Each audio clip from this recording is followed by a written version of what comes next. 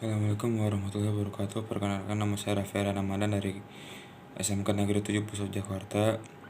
Di sini saya akan mempresentasikan hasil kinerja saya tentang replikasi database. Replikasi database. Apa sih itu replikasi database? Replikasi database adalah seperangkat teknologi yang digunakan untuk menyalin dan mendistribusikan data dari satu database ke database yang lain, dan selanjutnya mensinkronisasikan antar database untuk menjaga konsistensi. Dengan replikasi, data dapat didistribusikan ke lokasi yang berbeda dan pengguna yang jauh melalui LAN, WAN, dial-up connection, wireless connection, dan internet, di mana hasil replikasi satu relasi data atau fragmen relasi yang dapat disimpan pada lebih dari satu tempat. Jumlah replika fragmen relasi tidak harus sama untuk satu relasi. Fungsi dari mereplikasi database adalah membuat backup dengan menggunakan replication. Memungkinkan didapatkan backup yang sempurna dari satu database MySQL yang besar dan aktif tanpa melakukan penghentian server yang bersangkutan. Dengan menggunakan teknik replikasi ini, data dapat didistribusikan ke lokasi yang berbeda melalui koneksi jaringan lokal atau internet. Selanjutnya kita akan beralih ke alasan mengapa kita harus mereplikasi database. Alasan yang pertama adalah untuk membuat sebuah server basis data siaga. Jika server utama gagal, maka server siaga dapat mengambil alih tugas server utama. Untuk mengaktifkan backup, dan yang kedua adalah untuk mengaktifkan backup tanpa harus mematikan server utama.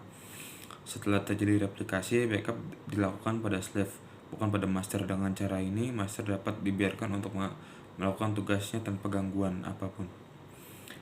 Yang ketiga adalah untuk menyimpan data saat ini di beberapa lokasi. Replikasi diperlukan jika beberapa cabang dari satu organisasi harus bekerja dari salinan terbaru dari basis data yang sama.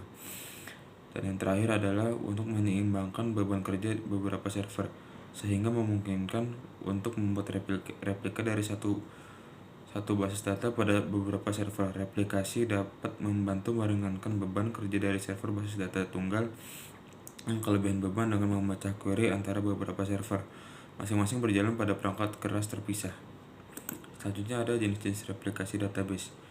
Ada dua jenis-jenis replikasi database. Yang pertama adalah replikasi sinkronus dan replikasi asinkronus. Replikasi asinkronus, ada dua teknik dasar untuk menjamin transaksi menghasilkan satu hasil dan tidak bergantung pada akses terhadap data atau replika data yang digunakan dalam perhitungan transaksi. Yang pertama ada voting. Transaksi harus menulis mayoritas data dan replikanya dan membaca minimal satu replika yang dianggap paling mutakhir. Contohnya, jika ada 10 replika data dan 7 replika ditulis oleh transaksi update, maka 4 data lainnya harus juga ditulis. Setiap replika mempunyai nomor versi. Replika dengan nomor versi tertinggi dianggap paling mutakhir. Taktik ini kurang menarik karena akan terjadi banyak proses baca, padahal proses baca sangat diperlukan pada transaksi berikutnya. Yang kedua ada read any write all. Artinya, untuk proses baca cukup melibatkan satu replika. Terjadi ketika proses tulis harus melibatkan proses replika. Proses baca dapat dilakukan dengan cepat apalagi baca data lokal, tetapi proses tulis lebih lama. Teknik ini lebih populer karena proses baca lebih sering dibutuhkan dibandingkan proses tulis. Berikut adalah contoh sketsa dari replikasi sinkronus. Berikutnya ada replikasi asinkronus. Replikasi sinkron memerlukan biaya lebih tinggi dibandingkan asinkron. Karena selama transaksi update belum commit, maka semua replika harus dikunci secara eksklusif. Untuk teknik read any write all, maka jika ada kelambatan atau kegagalan komunikasi, maka transaksi tidak bisa commit karena harus menunggu sampai semua replikasi ditulis, sehingga replikasi sinkron kurang realistis. Sebaliknya, replikasi asinkron lebih realistis. Walaupun melanggar prinsip independensi, data terdistribusi selama interval waktu tertentu sampai dilakukan transaksi update secara berkala. Jadi pengguna harus berhati-hati dan harus mengenali replika yang paling mutakhir. Tentu saja replikasi asinkron tidak cocok untuk aplikasi yang real time atau waktu nyata. Pada replikasi asinkron terdapat dua pilihan, yaitu replikasi asinkron situs premier dan replikasi asinkron peer-to-peer. Yang pertama adalah replikasi asinkron situs premier. Replikasi asinkron situs premier memiliki satu replika yang dianggap sebagai master atau data primer. Replika lainnya disebut replika sekunder. Tidak seperti replika primer, replika sekunder tidak dapat diupdate langsung. Mekanisme pemilihan replika primer dan sekunder melalui mekanisme pendaftaran oleh pengguna dan penentuan relasi di situs tertentu yang dijadikan replika primer, dan replika lainnya harus mengacunya. Dan yang kedua adalah replikasi asinkron peer-to-peer. Pada replikasi asinkron peer-to-peer, beberapa replika bisa diupdate atau mungkin tidak semuanya dan dijadikan replika master. Dalam hal terjadi konflik karena masalah keterlambatan propagasi, maka harus diterapkan salah satu strategi penanganan konflik. Secara umum, konflik biasanya dapat diselesaikan, bahkan lebih sering tidak terjadi konflik, sehingga jenis replika ini banyak digunakan. Berikut adalah contoh sketsa dari replikasi asinkronus. Dan berikutnya adalah metode mereplikasi database. Metode mereplikasi database dibagi menjadi 4, yaitu snapshot, transactional publication with update table subscriptions, dan merge. Metode aplikasi yang pertama adalah metode snapshot. Metode snapshot dilakukan dengan cara mengcopy semua data dari artikel ke subscriber. Metode snapshot ini juga mengabaikan data yang telah dimodifikasi di subscriber, atau dengan kata lain subscriber menjadi read only. Network bandwidth yang dibutuhkan dalam metode snapshot ini sangatlah besar. Pengimplementasinya juga sangat mudah jika mereplikasi database dengan metode snapshot ini. Terus yang berikutnya metode replikasi database dengan cara transaksional. Metode transaksional memanfaatkan transaction log milik publication database untuk memproses pengkopian transaksi dari artikel. Setiap perubahan data yang terjadi akan dikopi dulu ke distributor, baru kemudian dikopi ke subscriber. Metode transaksi ini lebih efisien daripada menggunakan metode snapshot. Pada metode ini, traffic network menjadi minimal karena membutuhkan bandwidth yang terkecil. Metode transaksi dilakukan secara real time. Yang ketiga ada metode transactional publication with updatable subscription.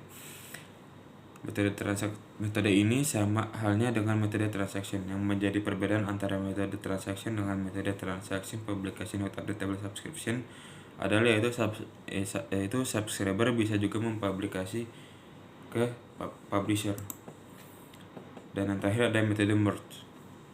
Dalam metode ini, publisher dan subscriber berhak untuk melakukan publikasi secara independen.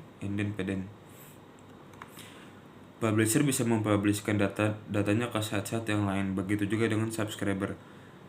Dalam metode merge ini, konflik data bisa terjadi, tapi bisa ditangani dengan menetapkan beberapa aturan khusus.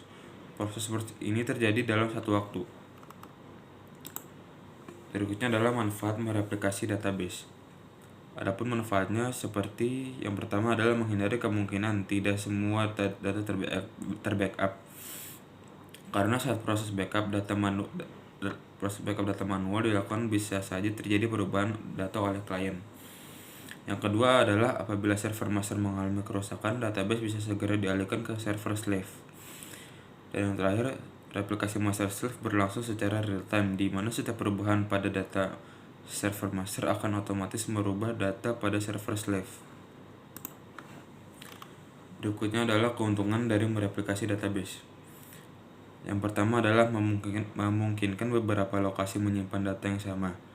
Hal ini sangat berguna pada saat lokasi tersebut membutuhkan data yang sama atau memerlukan server yang terpisah dalam pembuatan aplikasi laporan. Aplikasi transaksi online terpisah dari aplikasi pembacaan seperti proses analisis database secara online, data source, atau data warehouse. Yang ketiga adalah memungkinkan otonomi yang besar. Pengguna dapat bekerja dengan mengcopy data pada saat tidak terkoneksi, kemudian melakukan perubahan untuk dibuat database baru pada saat terkoneksi. Yang keempat adalah data dapat ditampilkan seperti layaknya melihat data tersebut dengan menggunakan aplikasi berbasis web. Dan yang terakhir, membawa data membawa data mendekati lokasi individu atau lokasi pengguna. Hal ini akan membantu mengurangi masalah karena modifikasi data dan pemotretan query yang dilakukan oleh banyak pengguna, karena data dapat didistribusikan melalui jaringan dan data dapat dibagi berdasarkan kebutuhan masing-masing unit atau pengguna. Selain keuntungan dari mereplikasi database, ada pun juga kerugiannya, yaitu yang pertama adalah kebutuhan ruang penyimpanan. Setiap lokasi memiliki salinan penuh harus memiliki kapasitas penyimpanan yang sama dengan kapasitas terpusat. Setiap salinan membutuhkan ruang, biaya dan kerumitan pembaharuan. Kapanpun relasi diperbaharui, pembaharuan tersebut harus dijalankan ke setiap lokasi yang memiliki salinannya. Sinkronasi pembaharuan membutuhkan koordinasi yang hati-hati. Yang ketiga, banyak server. Menjalankan banyak server membutuhkan biaya pemeliharaan dan energi yang melekat. Ini membutuhkan organisasi atau pihak ketiga untuk menangani biaya-biaya ini. Jika pihak ketiga menanganinya, organisasi beresiko terkena login vendor atau masalah layanan di luar kendali organisasi. Yang keempat, ada data hilang. Kehilangan data dapat terjadi selama replikasi ketika data yang salah atau pembaharuan database disalin. Akibatnya data penting dihapus atau tidak dapat ditemukan. Dan yang terakhir, ketidakkonsistenan data. Replika yang salah atau kadaluarsa dapat menyebabkan sumber yang berbeda tidak sinkron satu sama lain. Hal ini menyebabkan pemborosan biaya gudang data. Jadi kesimpulan dari semua materi ini adalah replikasi database adalah seperangkat teknologi yang digunakan untuk menyalin dan mendistribusikan data dari satu database ke database yang lain. Dengan replikasi ini, data dapat didistribusikan ke lokasi yang berbeda dan pengguna yang jauh melalui LAN, WAN, dial-up connection, dan wireless connection, dan internet. Ini dimana replikasi database itu memiliki dua jenis replikasi. Yang pertama, replikasi sinkronus dan replikasi asinkronus. Replikasi database juga memiliki 4 metode. Yang pertama ada snapshot, yang kedua transaksional, dan berikutnya transaksional, publication with updatable subscription, dan yang terakhir adalah merge. Fungsi dari mereplikasi database adalah membuat backup dengan menggunakan replication, memungkinkan didapatkan backup yang sempurna dari suatu database MySQL yang besar dan aktif tanpa melakukan penghentian server yang bersangkutan. Dengan menggunakan teknik replikasi ini, data dapat didistribusikan ke lokasi yang berbeda melalui koneksi jaringan maupun lokal internet. Sekian presentasi dari saya. Jika ada yang salah, mohon dimaafkan. Wassalamualaikum warahmatullahi wabarakatuh.